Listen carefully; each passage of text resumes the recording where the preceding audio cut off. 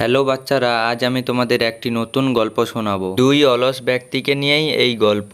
এক রাজ্যে রমেশ ও সুরেশ নামে দুই ভাই থাকতো। ছোট থেকেই ওরা খুব ফাঁকিবাজ ছিল, আর ওদের ফাঁকিবাজির পিছনে আসল কারণ ছিল কুড়েমি। যখনই ওদের কোনো কাজের কথা বলা হতো, ওরা কাজের ভয়ে ঘুমিয়ে পড়তো। রমেশ ও সুরেশের মা ওদের প্রতি বিরক্ত হয়ে গিয়েছিলেন। তিনি কোনো মতে বুঝতে পারছিল না যে কি করলে তার দুই সন্তান আলস্য ছেড়ে পরিশ্রমী হবে। একদিন রমেশ ও সুরেশ আম গাছের তলায় আরাম করছিল। কিছুক্ষণ পরে ওদের দুজনের মাঝখানে গাছ থেকে একটা আম পড়ল। আলসেমির চোটে ওদের দুজনের মধ্যে আমটিকে কুড়োনোর কেউ চেষ্টাও করলো না। ওরা দুজন শুয়ে শুয়ে আমটাকে দেখতে লাগলো। কিছুক্ষণ পরে সেখান দিয়ে সেই রাজ্যের মন্ত্রী যাচ্ছিল। মন্ত্রীকে দেখে রমেশ বলল, নমস্কার মন্ত্রী মশাই, আপনার একটু সাহায্যের প্রয়োজন ছিল। কিরকম সাহায্য? মন্ত্রী মশাই, যদি সম্ভব হয় আপনি কি আমার হাতে এই আমটা তুলে দিতে পারেন? রমেশের কথা মন্ত্রীর কানে বড় অদ্ভুত ঠেকল। তিনি রমেশকে জিজ্ঞেস করলেন, আরে ভাই, এটা কেমন কথা হলো? আম তো তোমার সামনেই পড়ে আছে, তুমি নিজেই তুলে নাও। পারবো না মন্ত্রী মশাই, অনেক মেহনত করতে হবে। এ আবার কেমন মেহনত হলো? তোমরা কি দুপাও নড়তে পারো না? হ্যাঁ মন্ত্রী মশাই, সেটাই তো মুশকিল। চলাফেরা আর কে করে? আপনি দয়া করে আমাদের এই আমটা ধরিয়ে দিন।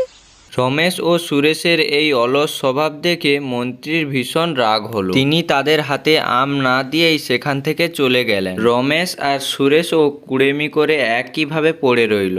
মন্ত্রী রমেশ সুরেশের বাড়ি গিয়ে তাদের মায়ের সাথে দেখা করলেন।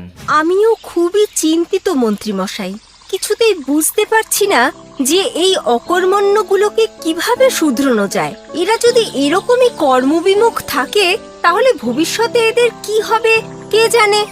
আপনি চিন্তা করবেন না, যদি আমি আগে থেকে ওদের ব্যাপারে জানতাম তাহলে এতক্ষণে কিছু না কিছু উপায় নিশ্চয়ই বাতলে ফেলতাম।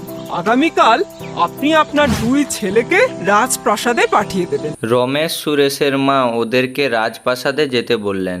ওরা দুজন সকালে রাজমহলে পৌঁছাতেই ওদেরকে রাজার সামনে পেশ করা হলো। রাজা রমেশ সুরেশকে বললেন, তোমাদের দুজনকে আমি একটা বিশেষ দায়িত্ব দিতে চাই।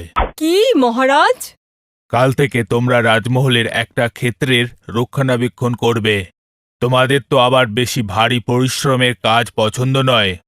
আশা করি এই কাজটি তোমরা দুজন ভালোভাবেই করতে পারবে। ঠিক আছে মহারাজ, আপনি যেমনটি আজ্ঞা করবেন।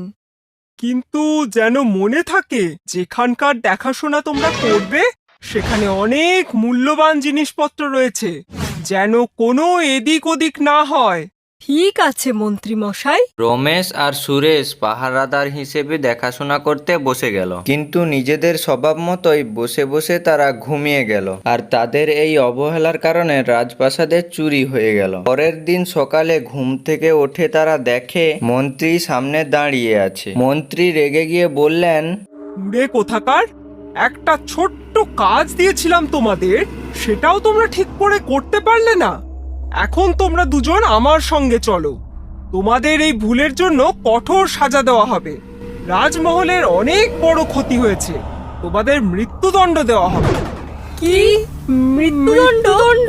হ্যাঁ, তোমাদের সিংহের হাতে তুলে দেব। এ কথা শুনেই রমেশ ও সুরেশ দুজনে খুব ভয় পেয়ে যায়। ওদের যেই না সিংহের সামনে নিয়ে আসা হয়, ওরা দুজনে রাজার সামনে লুকিয়ে পড়ে আর বলে, আমাদের ক্ষমা করে দিন মহারাজ, আমাদের মস্ত বড় ভুল হয়ে গেছে।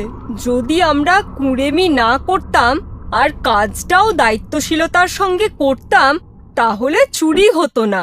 আমরা প্রতিজ্ঞা করছি যে ভবিষ্যতে আর কখনো এমনটা করব না। ওদের দুজনের কথা শুনে রাজা ওদের মাফ করে দেন। তাহলে বাচ্চারা, এই গল্প থেকে আমরা এটা শিখলাম যে কখনোই আমাদের কুড়েমি করা উচিত নয়। যদি আমার এই ভিডিওটি ভালো লাগে তাহলে ভিডিওটিকে লাইক করুন আর চ্যানেলকে সাবস্ক্রাইব করুন।